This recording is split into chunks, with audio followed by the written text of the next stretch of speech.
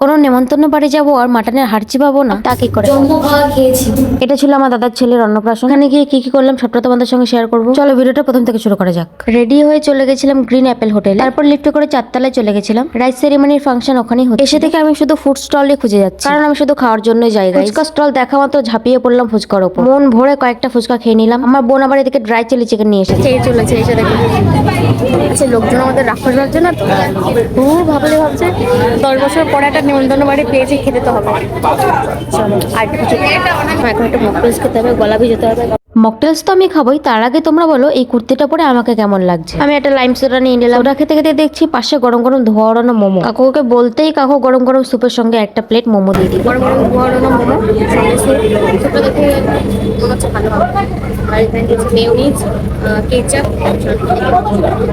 আমার আশেপাশের লোকজন আমার দিকে তাকিয়েছিল, সে তাকাকে আমি আবার অত খাওয়ার সময় লজ্জা টজ্জা পাই না। অনেকেই আমাকে বলে তুই এত খাস তাও মোটা হোস না কেন। আমি বলি এটা আমার প্লাস পয়েন্ট যে আমি খাই তবু মোটা হই। অনেকে তো আবার হাওয়া খেয়ে মোটা হয়ে যায়, আমি কিন্তু সত্যি সত্যি অনেক আমি যে খাই, খাওয়াটা যায় কোথায়, আমার তো গায়েই লাগে না। চলো তোমাদের একটু অ্যাম্বিয়েন্সটা ঘুরে দেখাই। গ্রিন অ্যাপেলে 5 তলার উপরে রুফটপে স্টার্টার কাউন্টার বসানো হয়েছে। রুফটপের উপরে কিন্তু একটা সুন্দর সুইমিং পুলও আছে। 4 তলায় মেন কোর্সের সেট আপ এবং রাইস সেরিমনির ডেকোরেশন দুটোই করা হয়েছে। চলে গেলাম মেন কোর্সের দিকে। মাটন খেতে হবে বস। বসতে না বসতে দিয়ে দিল কাঁসার থালা। এদিকে তোমাদের সঙ্গে মেনু কার্ডটাও শেয়ার করে দিলাম, দেখে নাও মেনু কার্ডে কি কি ছিল।